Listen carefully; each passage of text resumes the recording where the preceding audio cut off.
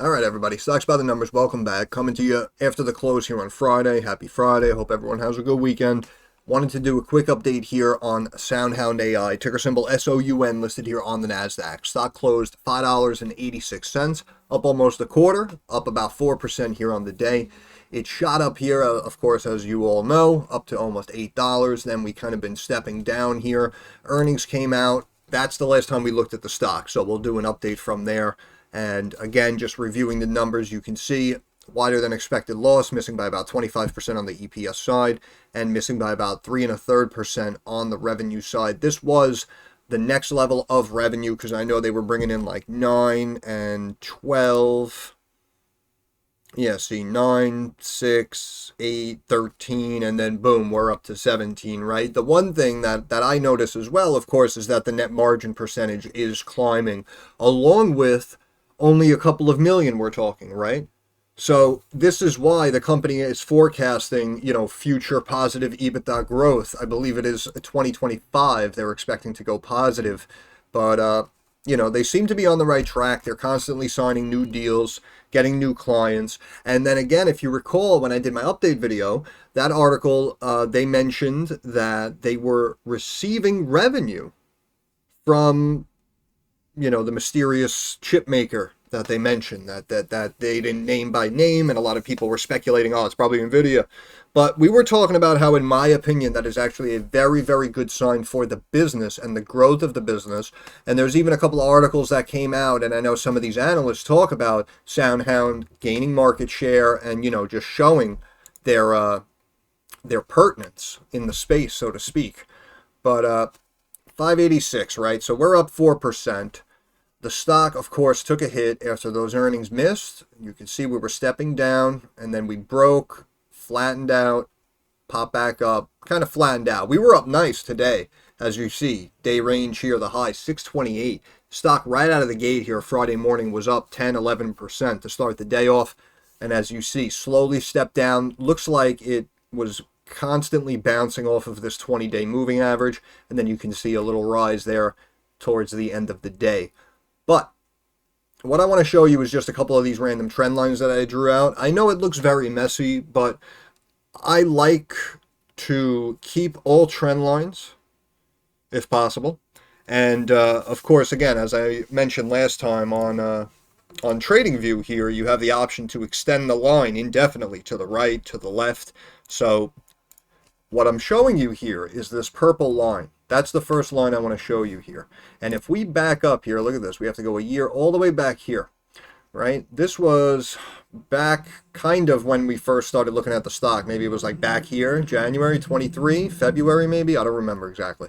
But anyway, you can see we've been bouncing around. But from this low to this high, right, I drew out this trend line connecting to that high, June 2023, coming up the bottom there. And in my eyes, it looked like just a slightly off-centered ascending triangle. So here, like when it touched and ended up breaking, obviously, I thought we were going to kind of like bounce and make like that triple top and break up, actually. But obviously that didn't happen. But long story short, as you see, connecting these two tops here, this is February 8th, 23 to June 29th, 2023, connecting those tops. And you can see I even ended it right there, and then I extended it to the right. And then now if we zoom back in, you can see that that is the level where it first broke up above and then retested and then bounced off of and went even higher. And now you can see even on the way down, after they missed earnings and it began coming down, you can see it basically came almost right to that line. And then that's where it bounced and came down to retest. But of course it opened below it. And you can see almost retested there on the first candle as well. But you can see, look, right there, right? It's basically coming right around that point. And then again, you can see with the big break above that line, we continued upward even further. Then we consolidated back down, almost touching the moving average, retesting that fib there of about 560. Boom. Then we popped up again. And then kind of the same thing happened. We came down, flattened out, and then we had a little bit of a rise here going into the close. But in my opinion, that right there is going to be the key level to watch. And I also see kind of a couple of patterns taking place here. So again, earnings came out here February 29th. And you can see that I went from the bottom of that candle, Friday, March 1st, 24, to the bottom of that candle, March 5th, 24, drawing straight down. Also at the same time, though, you can see I drew a trend line here along the bottoms from the 5th going into where it went on the 6th. And you can see I drew a trend line across that. And then, of course, we had this top here, we came down, and then we had, bang, that high there, and we came down. So you can see I drew another trend line connecting those tops across as well. So we have, in my eyes, a pretty key level to hold here right now. This is our support level, right? Back here it was resistance that it had to get above. Now it's support that it has to stay above. So here is about 542. So 542 in my eyes is the level that it has to hold. And initially, we were coming down, and it looked like we had kind of like this trumpet taking place. Now, drawing across the bottoms, you can see that this is basically a symmetrical triangle that the stock is in right now. It's just kind of bouncing up and down. One day we're up, then we're down, then we're back up again. So this is the triangle here that I'm watching. So in my opinion, this is the first level you have to watch. And then, of course, you have to watch this level down here. We'll go to Monday, 11 o'clock. You can see, what's that, 519. So 542, 519. Again, probably not to the precise location, you know what I mean? I'm just trying to give you an idea, in my opinion, what I'm seeing on my screen here. But symmetrical triangle. And what we know about symmetrical triangles is, obviously, they go either way. And it's not necessarily bullish or a bearish indicator, right? So if we break up, probably hit this top resistance trend line that you can see I drew across the tops here of that high February 27th, 24, connecting basically to the highs there on Thursday the 29th. Could be slightly brought down, yeah, maybe like there. But yeah, if we pop up and break there, it'll probably meet at that top trend line, which as you see is right around this fib, and it'll probably be 640, 641, you know, actually maybe 6.5 if it breaks up, right? And in my opinion, that would be difficult to call, okay? Because again, when we first found the stock, it was sub $2, or we'll call it $2. We'll call it, around $2. So $2, nice bike outside. So $2 stock, right? Now, even after the massive pump and the slight sell-off after an earnings miss, stock's still sitting at almost $6. So see, this is what becomes difficult when we're dealing with these types of investments, especially in the long term, which is why so many in the short term, which is why so many short-term traders struggle with when to sell. Do I secure profits? Oh, it's down. Do I add to the position? Right? This is where a lot of people struggle. And in my opinion, we could kind of make a case for both ways here. Because as we come to the symmetrical triangle here, we could say, listen, AI company, right? The word is out. Everyone knows it's a player now. So boom, we pop it back up to around 6.5. Pop it up out of the triangle. But also at the same time, we could make the argument, hey, listen, we just ran like crazy and the company, you know, just brought in 17 million. They said this year, they're looking for, 70 million and change, we'll call it. And the market cap is 1.8 billion. Right? So from the fundamental point of view, you can make the argument to where, okay, now we're going to bounce around in the triangle and then break down from the apex because we ran so much. So we have to, you know, slowly bring it back down, potentially fill that gap, or come down to one of these key trend lines here that I have drawn out, and then we can bounce and potentially run it back up, right? So only time will tell, obviously.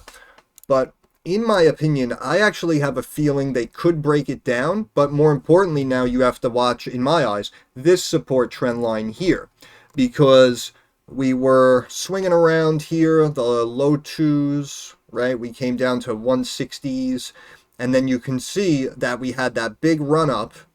In my opinion, this was, I believe this was when it kind of broke out of this channel, because I'm trying to remember, I think this pop was when we did the update with that article that spoke about the SoftBank position and Nvidia having a small position, right? I think that was this. I think that's what caused it to pop from 2 and change to 3 and change. So yeah, this was the breakout. So that's why, off of recent news and momentum and catalysts, in my opinion, we have to look at this pop and this bottom. So this is why, in my opinion, on my screen, I drew out the trend line here. You can see from the bottom of this candle here on the initial pop, Thursday, Feb 15, and you can see it's pretty much lining up with that bottom right there on Wednesday, the 21st of February. And you can see that's just coming across, right? So it popped up, that was the bottom, and then you can see it ran up, came back, retested that line, ran up, flattened out, almost retested the line, and then ran up and continued to explode. And the stock, as you see, even though it's down since then and just missed earnings, is still above this trend line. So in my opinion, these are the couple of levels to watch, right? We have to see, again, we're inside of this triangle, so we have to see if we stay in this range or if we drop and you know, start to like step down like that. Then we're in a downward consolidating channel, kind of, not really a downward consolidating channel, not really a symmetrical triangle. Excuse me. But here,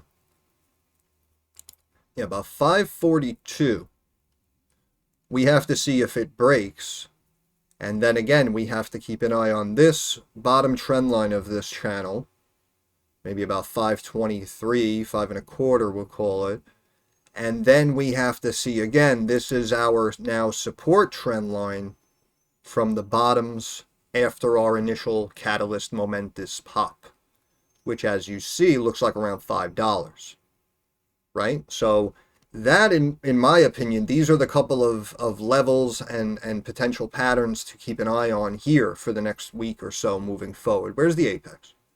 Thursday the 14th. Yeah, okay, yeah. So next week. This is within next week, these days. So we'll see where it goes next week. And again, right now, in my opinion, this is really the key support trend line to watch. So it could very well just drop down and break these levels and come back to this line and test about $5, it looks like. But it could bounce and then start to, you know, go up and flatten out. So, you know what I mean? So now this solidifies that this is a key level. So we'll see what happens over the course of the next 4 or 5 days. But we did have a really big run up, and you can see that after we ran up, we stopped, and it looks like it's right around the $4 level. As you see, the high on this candle, top of the screen, 396. Then you can see it comes up and gets right at that line. You can see, look at the open, 391. The close on this candle, 397. Look at the high, 397, open 396, right? So these, the 390 to 4, this is the key area here.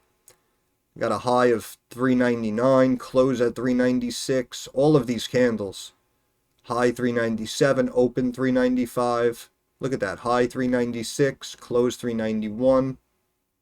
High 394, open 391. So this right here seems to be our range, about $3.90 to $4 a share. And in my opinion, if we end up coming down and breaking this support trend line, then the next stop is $4. In my opinion, if we bounce and then happen to break, we could drop down to this blue trend line here, which is still slightly above the gap fill technically. This blue trend line, where is this? That's this one. Okay, so that was connecting the bottom of Thursday, December 22nd, 22, to, looks like the bottom of that candle right there, January 10th, 2023. And just going from that bottom to that bottom, I drew it up and then I extended it.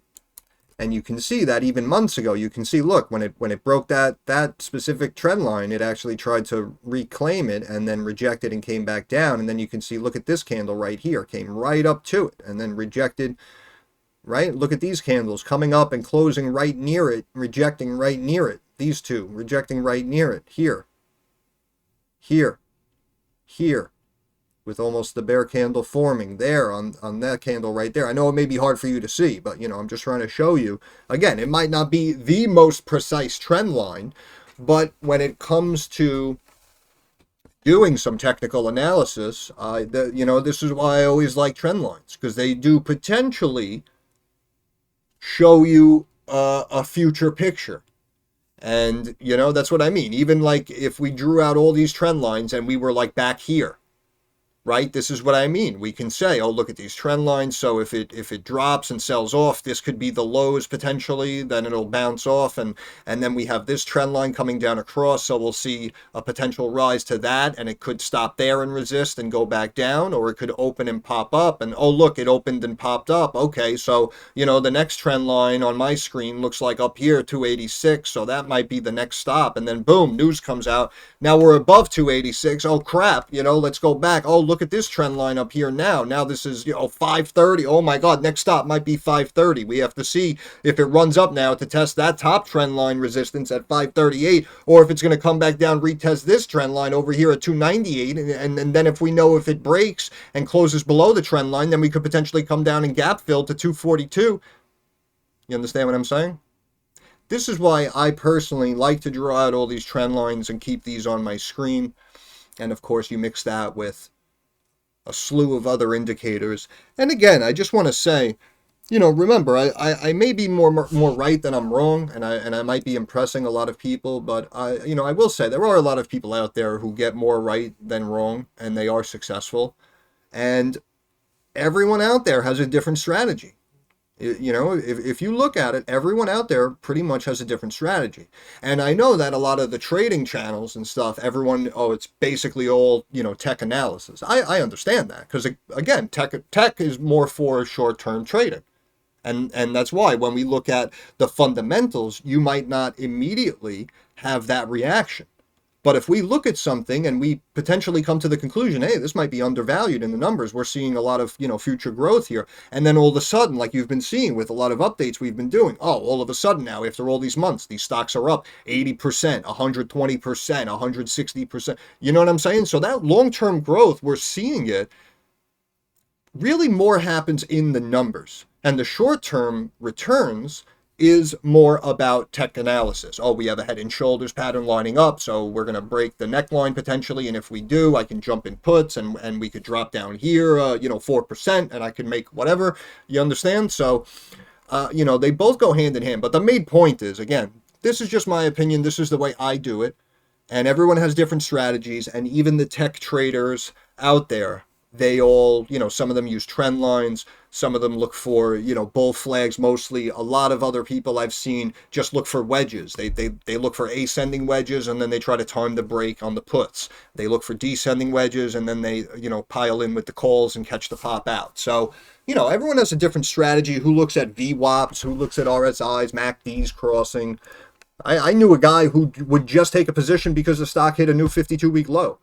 And believe it or not, I believe he made money more than half the time. So that's what I mean. It's all about timing with the market. And of course, just constantly, not necessarily changing what you're doing, but just improving on your analysis moving forward, whether it's in the numbers or it's in the charts. But anyway, just went off on a massive tangent, but yeah, just trying to kind of, in my opinion, just kind of draw out some of these trend lines and these levels to look at.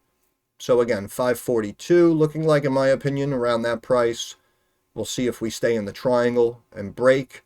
This, in my opinion, is our shorter term support trend line from that momentum after that pop-up into the threes, connecting those bottoms. And then again, in my opinion, if we break around there, 5, we could potentially see 4, high threes.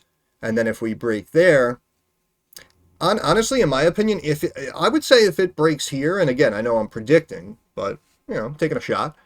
If I say, in my opinion, if it breaks here, then they might just be looking to fill the gap and then just bounce it back up. You understand what I'm saying?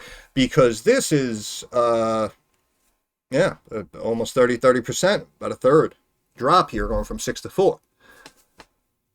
So that's why if that happens again, it could potentially come back all the way down here to about 242. It looks like maybe what was the high here? Yeah, 242.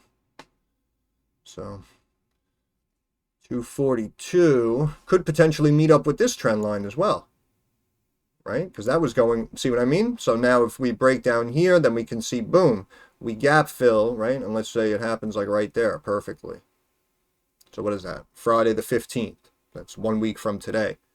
So that's why if it begins stepping down, you know what I mean? I just don't want, I'm just laying out in my opinion what could potentially happen. And that's why if it does happen to find itself at this level, my point is I just don't want you to be caught off guard, right?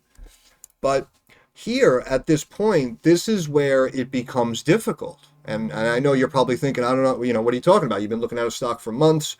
Over here at $2, now it's up here at $5.90. What's difficult about the situation? Well, again, depending on your financial situation and if you have to lock in profits, then if this potentially does begin to start happening, then yeah, it may be in your best interest to sell here and potentially try to reposition down the road here in the 2s or in the 3s if we pull back there. Other people might just be holding on to this. They don't need the money right now, thank goodness they're comfortable, and they might be holding on to this for the next 5-10 years. So if you're that type of person, then this isn't really necessarily a bad thing, right? Because in my opinion, we're seeing like future value based off of immediate catalysts. That's the way I'm looking at it. And that's why even when we looked in the numbers, even when I said, oh, in my opinion, this could be, around $1 billion market cap, small cap company, up and comer, AI space, we can keep it at $1 billion in my eyes, even if the numbers aren't there, or at least the high 100 millions. And at the time, the value was only a couple of 100 million. So that, that's why, in my opinion, looking at the growth and what they were projecting to go from 2 to 4 or 5 over time, in my opinion, seemed like a layup. But now it happened immediately, which is why I'm basically going back to my point, because I'm all over the place. But if it comes down here, but we see where it could go and where they feel it could be valued, then if we come down, by they, I just mean Wall Street, but, then if we come down here, then in my opinion, you would look to add more to this situation, right? Because you're saying, all right, maybe conservatively, we could say very conservatively, we have at least a $4 stock, right? But even more than that, we can say, all right, no, the stock's worth low 5s, right? We could say stock, give it another year or two, I'm sure it'll be at low 5s. Okay, so if you're confident in that analysis, and then they sell it off and bring it back down to 250, 280, whatever, wouldn't you view that as a phenomenal opportunity? That's the point I'm trying to make. Because, again, we were doing a lot of updates on this stock for months, and I know a lot of people were watching it, and I was saying, in my opinion, like this whole time, that I felt this was going to be a nice long-term grower, and if I personally had the capital at the time, I would be building a position here. And now that time has come and gone, and we had a massive 300% explosion, and now we're kind of like coming down to the halfway midpoint of both the highs and the lows here. So that's why I kind of just went off on that little explanation there, because like in my opinion, the move already began to happen. You understand what I'm saying? So when we were looking at it and everyone was worried about it down here at the $1.60 range, in my opinion, you may have missed your opportunity, especially now with all these recent catalysts. In my opinion, the market really has to sell off for this to pull back to $1.60, $1.49. Like, in my opinion, you may never see that price again, believe it or not. In my opinion, you may never see that price again. Because even as it was in this downward consolidating channel and it hit the lows of $1.60, it immediately broke out and got back above 2.25.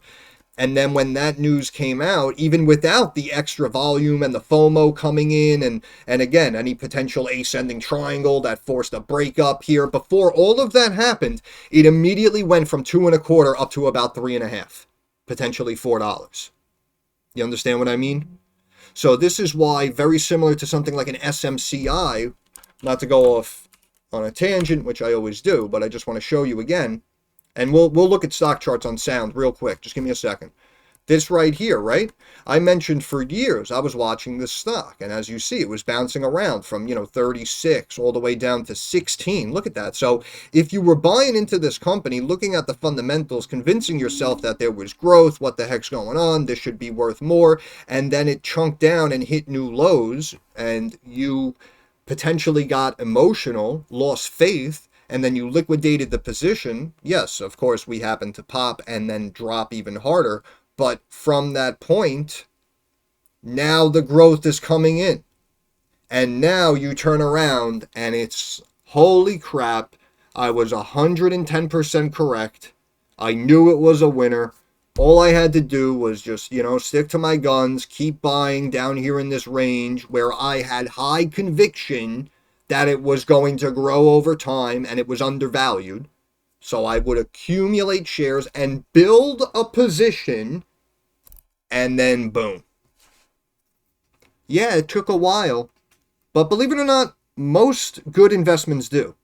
I know a lot of younger investors may be seeing stocks like Nvidia, like, holy crap, I could have bought that just months ago and, doubled and tripled my money. Again, in my opinion, Nvidia is an anomaly.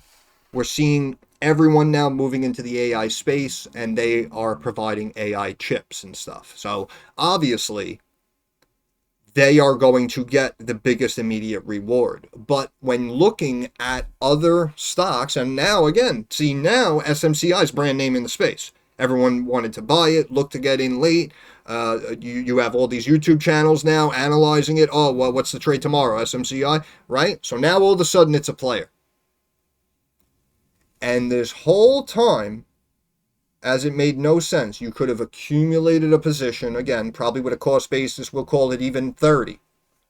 And the stock recently hit highs of $1,229. And you could have had, whatever, thousands of shares over all these years at $30. And I bring all of that up to remind you of what happened with SOUN. As we were up, we saw growth, we had a winner. It basically kept doing it, right?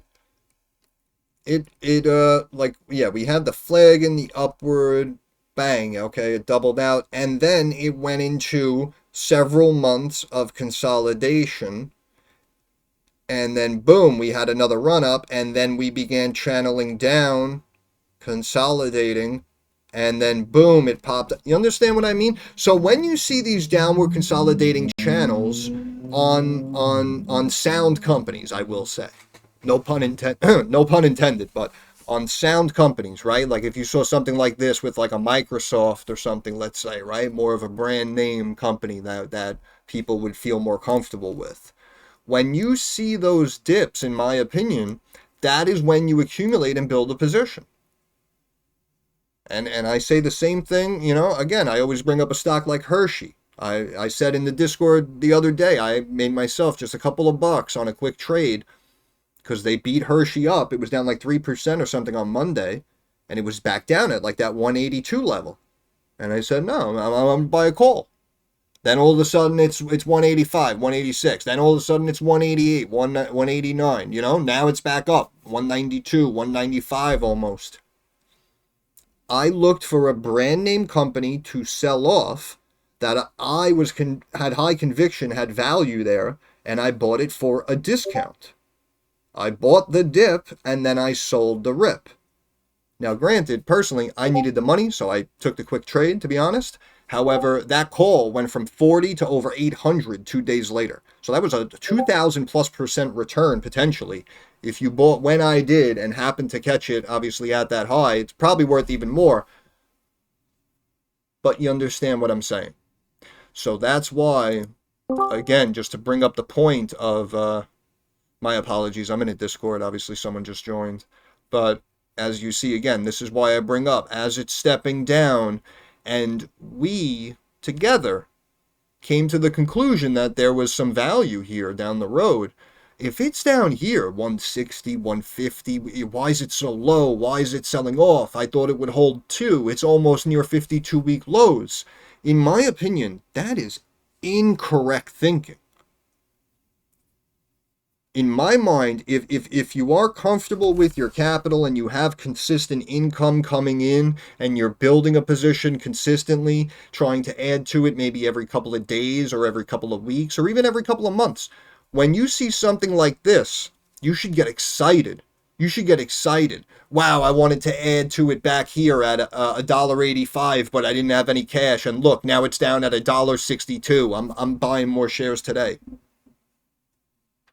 So that's why, depending on the situation and depending on if you're doing options and bought it for this Friday, then I can understand, you being a little bit more emotional. But overall, for the most part, when we're talking about buying shares and building a position, this, in my opinion, things like this are an opportunity. They are not a negative, let me look up and find out what's going on type of situation. But again, I understand we're all different. Some of us, just got in, so, there's no way you're going to look at it like that. You know what I mean? I understand. I understand all that. But, I'm just trying to lay out, again, this is just me, my opinion, how I personally look at these things. And, again, this is not financial advice. This is just, I want you guys to just keep your mind open to all of these different things. Because I'm sure on a lot of situations that I may have gotten wrong, I'm sure there's someone else out there who does it differently than I do that probably could have seen all that happening, because of how they do it. And they're looking at some indicators that I'm not looking at. So, in my opinion, you should just learn as much as you can. Knowledge is power. And just absorb.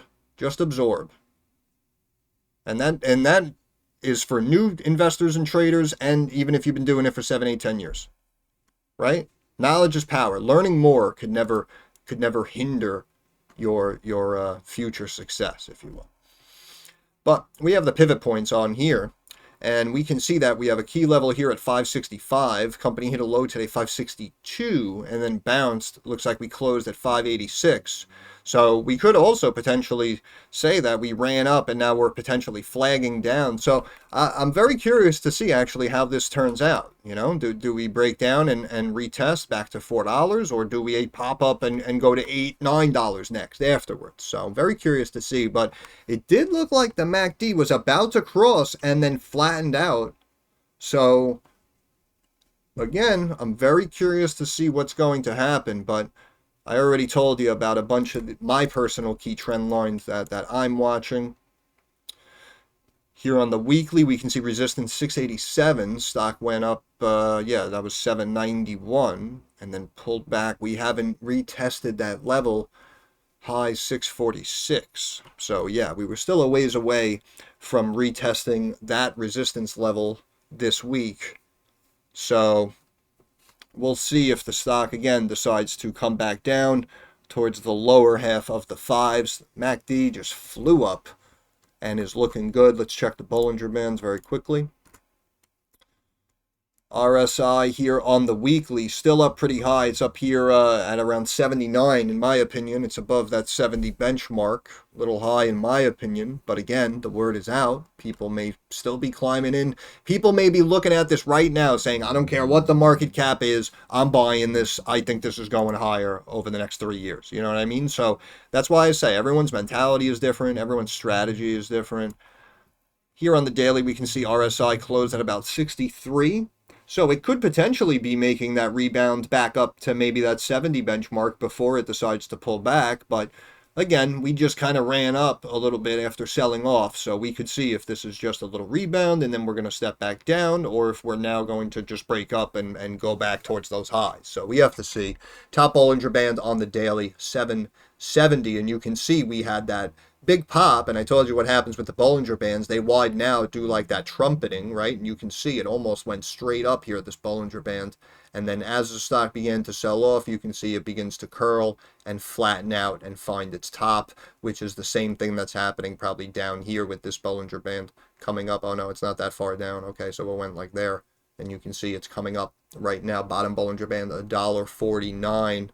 Right? So if the stock is able to stay up here, let's just say in the 4s and in the 3s even moving forward after hearing, the recent news that caused it to pop, then what's going to happen is all of these moving averages and the bottom Bollinger Band are all going to rise up with it, and in my opinion going to make those future 1, 2, 3 levels of support. Right? Look at the 50-day moving average now. It's almost $3.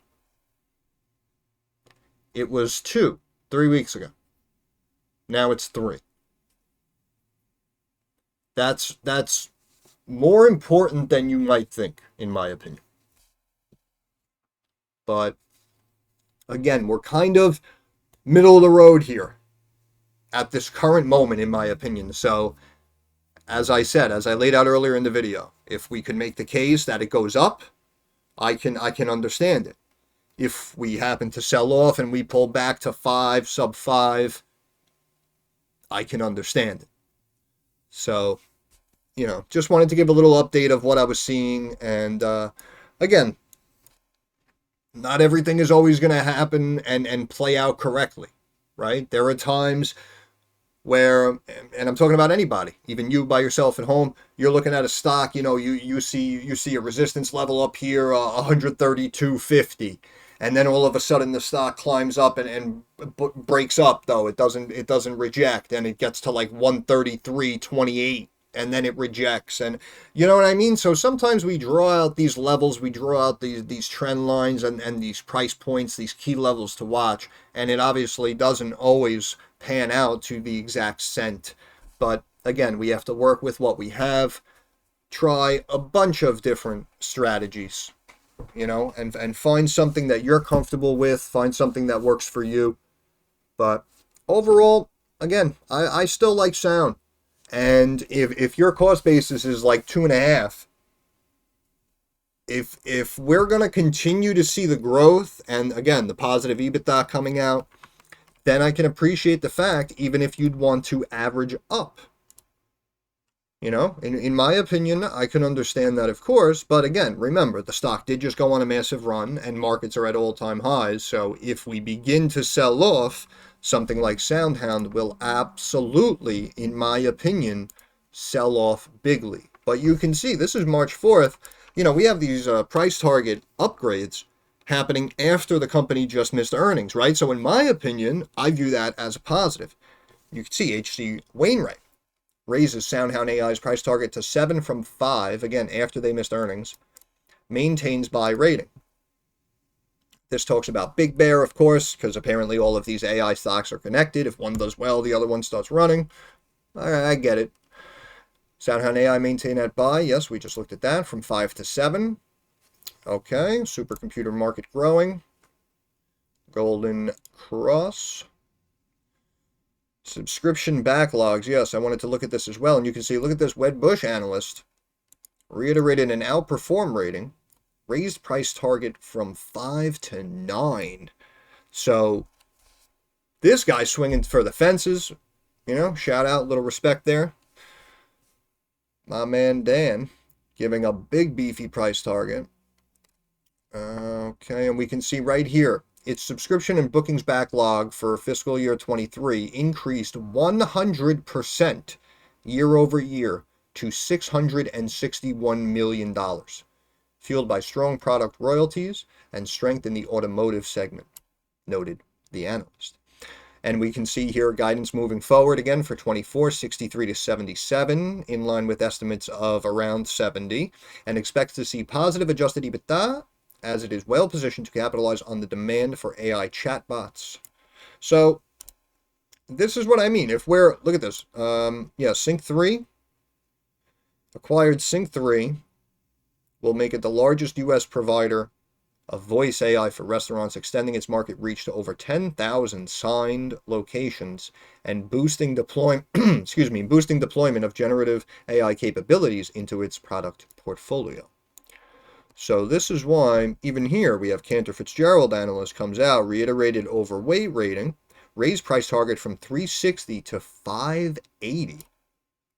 So in my opinion, I think Wall Street sees value here. I think traders began to pile in to try to make a couple of quick bucks potentially off of this pump, this hype, this momentum. And I think investors alike, the individual investors out there, I think everyone really is seeing value here because we see the trend of AI. And again, this company Voice AI, okay, the machine's talking to you, you're talking to it, boom, it's efficient. We're able to go back and forth, quick exchange, boom, get information, get our product, whatever we need, bang, 1, 2, 3, right? So if we see where this is going, then we should potentially consider taking a ride. In my opinion, growth can likely continue to be above 40% for the foreseeable future. And with SOUN being uniquely positioned in the AI market, the analyst believes raising the multiple used to value shares is warranted. It's justified. That's what this analyst is saying. This is justified. These price targets, this is, the guy, he's dropping the gauntlet. This is, I'm telling you, in my opinion, this is where the stock is going. This is warranted, this price target hike.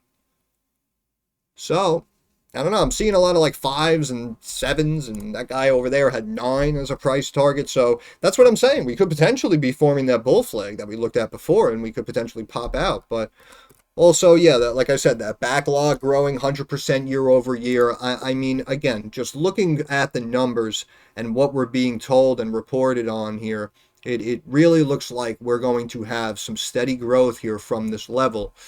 And again, if you're looking to jump in right now, again, I laid out, in my opinion, anything can happen. We could go up, we could go down. However, I do feel still, even with the stock up here at around $6, in my opinion, I think it is worth more. I think they're going to grow nicely over time. Positive EBITDA will probably add to the value even more. And I think it's going to be one of those situations where, anytime they sign a new, fast food franchise or somebody, boom, the stock's going to probably go up. I do think it's going to become one of those situations. Again, that's just my opinion, but I'll end it there. So once again, this is Stocks by the Numbers. I want to thank you guys for stopping by. If you have any questions, comments, or concerns, drop it down in the comments section. I'm usually very quick to reply. Thumbs up algorithm helps me get more eyes on the channel. And of course, subscribe to the channel. That is our handshake agreement. That's all I ask. That is how you help me help you. But more importantly, moving forward, like I always say, I understand that the markets are rocky, they're volatile, they're very uncertain. So I want to wish all of you success. I hope everyone makes a couple of dollars. Thanks for stopping by. You guys enjoy your weekend, all right?